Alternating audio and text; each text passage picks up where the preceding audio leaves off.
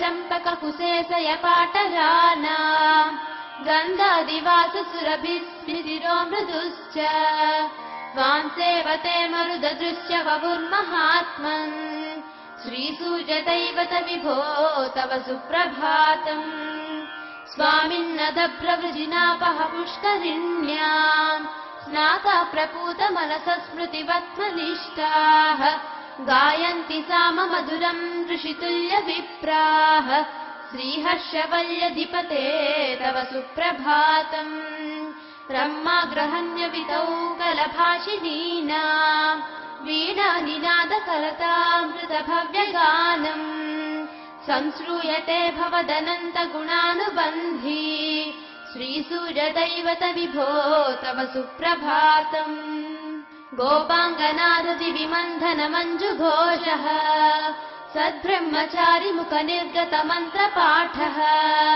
प्राबोधिकीमपि करोति तवाद्य सेवाम् प्रत्यक्षदैवत विभो तव सुप्रभातम् प्रत्यूषरागसुमनोहर पुष्करिण्याम् किञ्चिद्विकासकमलोद्गतभृङ्गराजिः भीतान्धकारकणिकेव हठात् प्रयाति श्रीहर्षवल्यधिपते तव सुप्रभातम् हे लोकबान्धव कृपाकर चित्प्रदायिन् विश्वस्य लोचन भवम् परिरक्षणार्थम् आर्भावतीत जनताखिलतापहारिन् प्रत्यक्षदैवत विभो तव सुप्रभातम् जगन्नाथेन संक्लुप्ताम् सूर्यदेव प्रबोधिनीम् प्रातर्नित्यम् पठेद्यस्तः स सूर्यस्य दयाम् भजेत् रामा रामा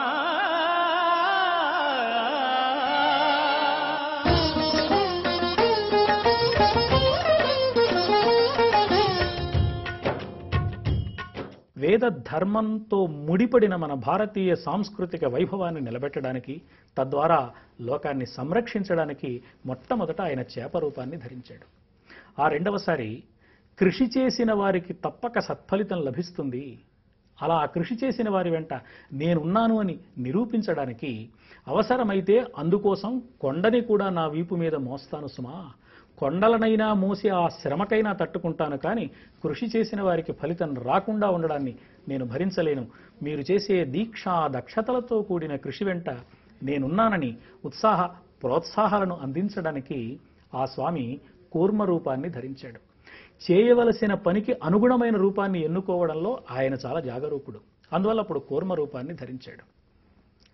అహంకారి అయిన ఒకడు ఈ సమస్త సృష్టిని తన బలంతో భూమి మొత్తాన్ని 3 వంతులుగా ఉన్న నీటిలోకి 1 వంతుగా ఉన్న భూమిని నిమజ్జనం చేస్తూ ఉంటే, భూమి మొత్తాన్ని అలా నీటిలోకి తోసేస్తున్న వేళ మరి భూమిని అలా ముట్టెతో తవ్వి లేవనెత్తడానికి వీలైన ఒక రూపాన్ని, అది ఉత్తమమైన రూపమా, నీచమైన రూపమా, ఆనందించే రూపమా, ఏవగించుకునే రూపమా అన్న తేడా లేకుండా ఏ రూపము ఏ వేళకు ఏ తీరు అవసరమో, ఏ సమయానికి ఏ రూపాన్ని ధరించవలసిన అవసరం ఉన్నదో, ఏ ప్రయోజనం నెరవేరడానికి ఏ రూపంతో తాను రావాలో ఆ రూపంతో వచ్చాడు. రూపమే లేనివాడికి అన్ని రూపాలు అతడివే కదా.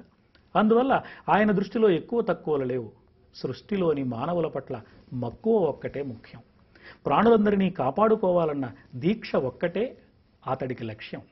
ఆ లక్ష్యం కోసం ఆ విధమైన దీక్ష కలిగిన స్వామి పందివేషాన్ని కూడా వేశాడు. తర్వాత వచ్చిన నరసింహ రూపం చూస్తే, ఏడిరా భగవంతుడు, నువ్వంటున్న నారాయణుడు ఈ స్తంభంలో ఉన్నాడా అని గద్దించిన హిరణ్యకశ్యపుని బారి నుంచి తన భక్తుడైన ప్రహ్లాదుణ్ణి రక్షించుకోవాలి కాబట్టి నమే భక్త ప్రణశ్యతి అన్న తన మాటను నిలబెట్టుకోవడం కోసం ఇచ్చిన హామీకి కట్టుబడి ఉండే స్వభావం కలిగిన ఉదాత్తమూర్తి కాబట్టి స్వామి స్తంభంలో అవతరించాడు ఆ ప్రత్యేకమైన సన్నివేశంలో. ఈ అన్ని కథల్లోనూ కూడా ఆయన ఎవరికి పుట్టాడో, తల్లిదండ్రులు ఎవరో, వాళ్ళ పేర్లు ఏమిటో వివరాలేం లేవు. అలా కనిపించాడు, కథ పూర్తి చేశాడు. మరి వామనావతారంలో అదితికి కశ్యపుడికి కుమారుడుగా పుట్టినట్లు కనిపించినా కూడా పుట్టాడు, ఉపనయనం చేసుకున్నాడు, సరాసరి బలిచక్రవర్తి యజ్ఞవాటిక దగ్గరకు వచ్చాడు, దానం కోరాడు, కథ పూర్తి చేశాడు. ఇక్కడ కూడా ఎవరో ఇద్దరు తల్లిదండ్రులకు పుట్టినట్లు కనపడిన పూర్తి జీవితకాలం లేదు. ఇన్ని అవతారాల తరువాత వచ్చిన అవతారం రామావతారం. అంతకు ముందున్న ఈ అన్ని అవతారాలు కూడా ఆయా సన్నివేశాలలో తళుక్కుమని మెరిసి అలా మాయమైపోయిన అవతారాలు. కాబట్టి వాటిని అలా రావడానికి పరమాత్మ పూర్తి శక్తిని వినియోగించవలసిన అవసరం లేదని, ఒక అంశ ఉపయోగపడితే చాలునని భావించారు. కాబట్టి వాటిని అంశావతారాలు అన్నారు. కానీ రామాయణ కథలో శ్రీరాముడుగా, మానవుడుగా, భూమి మీదకి దశరథుడి పుత్రుడిగా అవతరించిన రామచంద్రుడు తల్లిదండ్రులకు పుట్టాడు, గురువుల దగ్గర విద్యాభ్యాసం చేశాడు, అన్నదమ్ములతో కలిసిమెలిసి బ్రతికాడు, భార్యతో ఎలా జీవించాలో చూపించాడు, స్నేహితులతో ఎలా మెలగవచ్చునో నిరూపించాడు, తనను కోరి చేరవచ్చిన, తనలో ధర్మాన్ని చూచి తనను ఆశ్రయించిన వారితో ఎలా మెలగాలో చూపించాడు, తాను నమ్మిన ధర్మానికి విరుద్ధంగా బ్రతుకుతున్నవారు తనకు శత్రువులై తారసపడిన వేళ వారితో ఎలా వ్యవహరించాలో కూడా లోకానికి నేర్పాడు. ఇలా పరిపూర్ణ జీవితకాలం భూమి మీద నడయాడి ఇలా నడుచుకుంటే మానవుడు దివ్యత్వానికి చేరువ కాగలుగుతాడు అని నిరూపించాడు. కాబట్టి ఈ అవతారం విశిష్టమైన అవతారం. అంతేకాక ఇది పూర్ణావతారం కూడా. ఒక జీవితకాల పర్యంతం కనపడినటువంటి కథ ఇది. మామూలు మానవుడుగా పుట్టాడు, పెరిగాడు, విద్యాభ్యాసం చేశాడు, చివరికి ఆ అవతార పరిసమాప్తి అయ్యేటంత వరకు సుదీర్ఘంగా సాగిన ఆ కథలో ఒక జీవితకాల పరిమితి మనకు కనపడుతుంది. అంటే మనం ఇవాళ ఇప్పటి భాషలో లైఫ్ సైజ్ ఫోటో అనుకోవచ్చు. జీవితకాల సాధన ఎలా చేశాడో ఒక మానవుడు ఒక నమ్మిన ధర్మాన్ని ఆచరించి చూపించడానికి, ఈ ధర్మాలు కేవలం వట్టి ఆదర్శాలు కాదని, ఇలాంటి ధర్మాన్ని ఒకటి ఆచరించడానికి అవకాశం లేకపోలేదని, తట్టుకోలేని కష్టాలు వస్తే కన్నీరైనా కార్చాడు కానీ ధర్మాన్ని మాత్రం విడిచిపెట్టని వాడుగా ఎలా ప్రవర్తించాడో రాముడు ఆ కథలో ఆయన మనకు చూపించాడు. ఈ కారణం చేత రామ అవతారం పూర్ణావతారం అన్నారు పెద్దలు.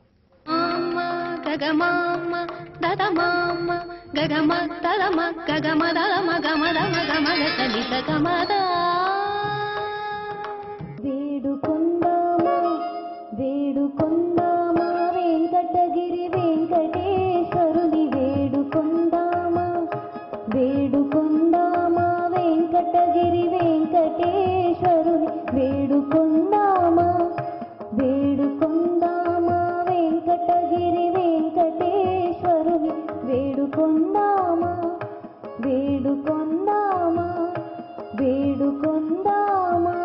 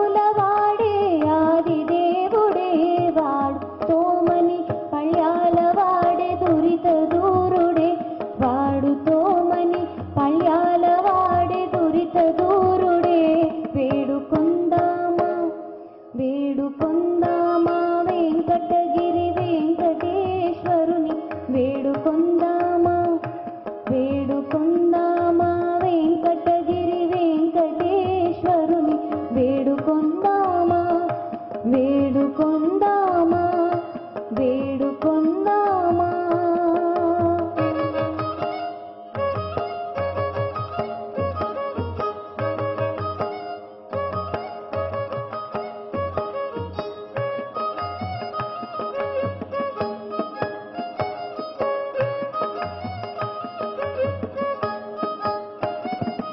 వడ్డీ కాసుల వాడే వనజనాభుడే, వడ్డీ కాసుల వాడే వనజనాభుడే, పుట్టుగొడ్రాండ్రకు బిడ్డలిచ్చే గోవిందుడే, పుట్టుగొడ్రాండ్రకు బిడ్డలిచ్చే గోవిందుడే. వడ్డీ కాసుల వాడే వనజనాభుడే, పుట్టుగొడ్రాండ్రకు బిడ్డలిచ్చే గోవిందుడే, పుట్టుగొడ్రాండ్రకు బిడ్డలిచ్చే గోవిందుడే. వేడుకొందామా, వేడుకొందామా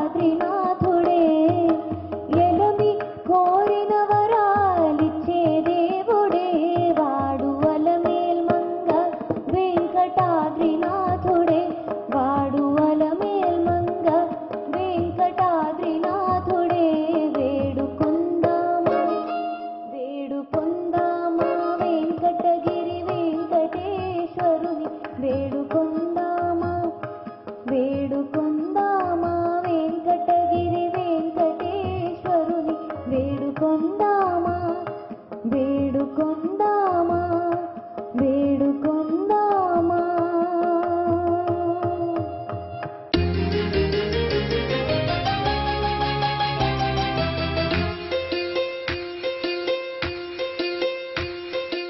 అసమాన దాన విద్యా రసికతలేనట్టి నరుని బ్రతుకేటికి. అసమాన దాన విద్యా రసికతలేనట్టి నరుని బ్రతుకేటికి. కసవేరుకు తిని బ్రతుకదే పసరము తన కడుపు నిండా పర్వత కొండ. ఈ చిన్న కంద పద్యమే, కానీ అందమైనటువంటి ఈ కంద పద్యంలో ఎంత అద్భుతమైనటువంటి సందేశం, ఎన్నో నేర్చుకోవాల్సినటువంటి చక్కటి తెలుగు పదాలు ఉన్నాయి. పర్వత కొండ అని ఆ కొండారెడ్డి ఎవరో ఒక పర్వతంలాగా శ్రేష్టమైనటువంటి మహానుభావుడై ఉంటాడు. ఓ పర్వత కొండ అని సంబోధన చేస్తూ, ఏమైనా ఒక మానవుడికి ఒక ముచ్చటైన 3 గుణాలు తప్పనిసరిగా ఉండాలి, బ్రతుకు చాలా అద్భుతంగా జరగాలి అంటే, అతను పేరు ప్రతిష్టలు కీర్తి ప్రతిష్టలు సంపాదించాలి అంటే.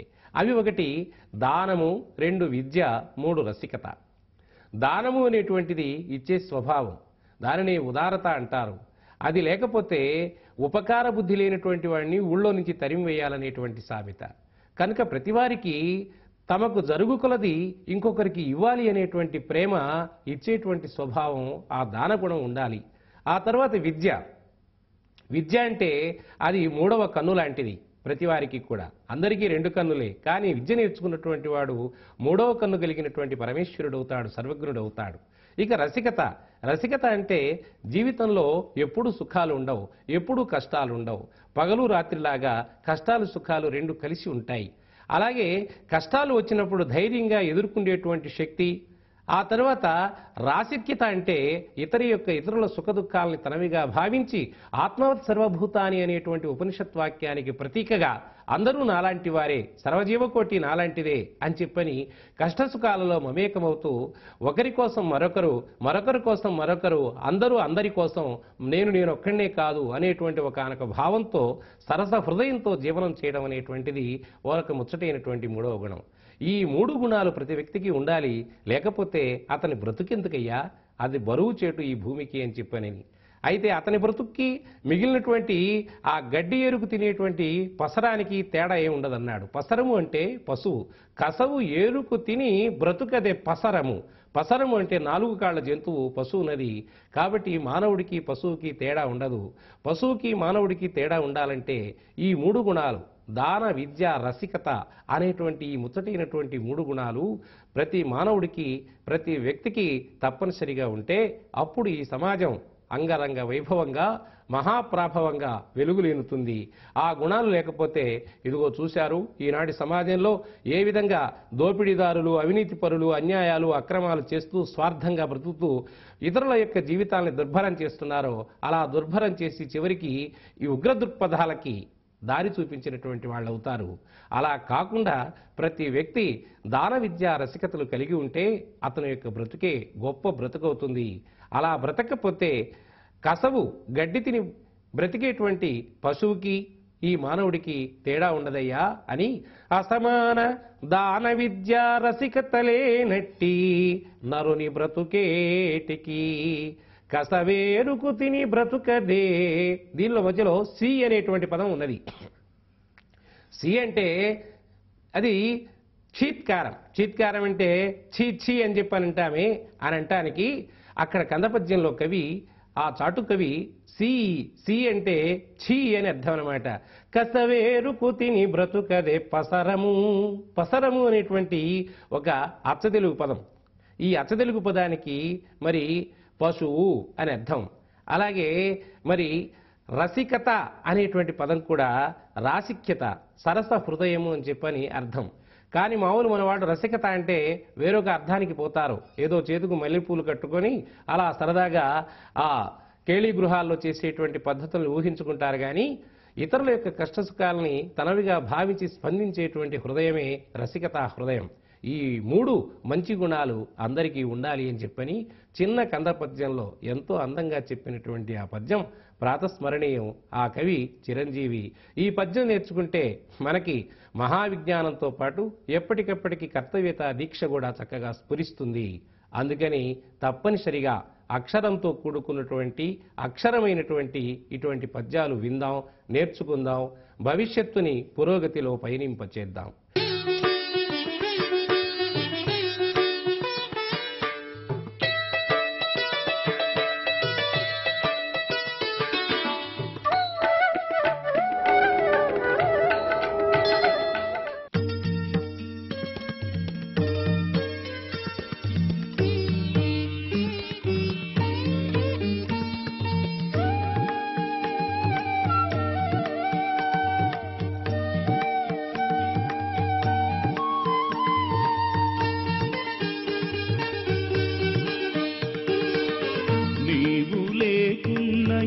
జగతి నిర్వీర్యము నీ కిరణాలే ఈ సృష్టికాధారము. ఓ భాస్కరా దినకరా సూర్యనారాయణ, ఓ భాస్కరా దినకరా సూర్యనారాయణ.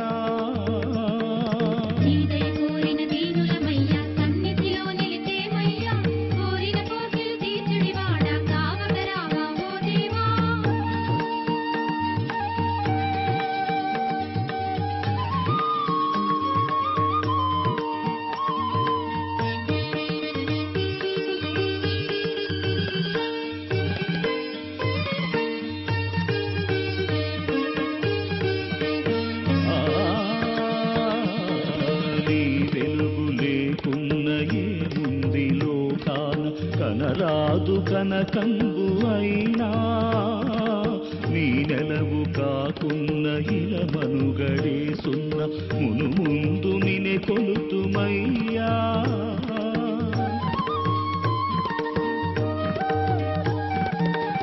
ధర్మార్థ కామాలు పురుషార్థమూలాలు, ధర్మార్థ కామాలు పురుషార్థమూలాలు నెరవేరు నీ కరుణ ఉన్నా. ఓ సూర్యనారాయణ, నీవు లేకున్న ఈ జగతి నిర్వీర్యము నీ కిరణాలే ఈ సృష్టికాధారము. ఓ భాస్కరా దినకరా సూర్యనారాయణ, ఓ భాస్కరా దినకరా సూర్యనారాయణ.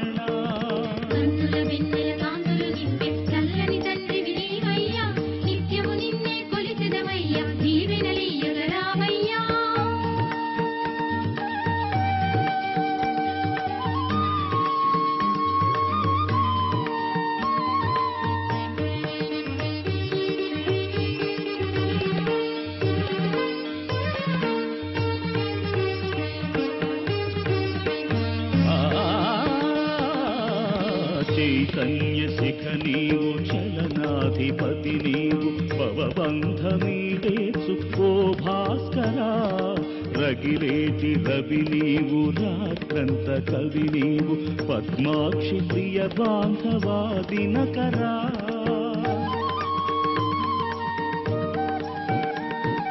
కలతలను కడతేర్చు శుభములను చేకూర్చు, కలతలను కడతేర్చు శుభములను చేకూర్చు పరమాత్మ నిను శరణమన్నా.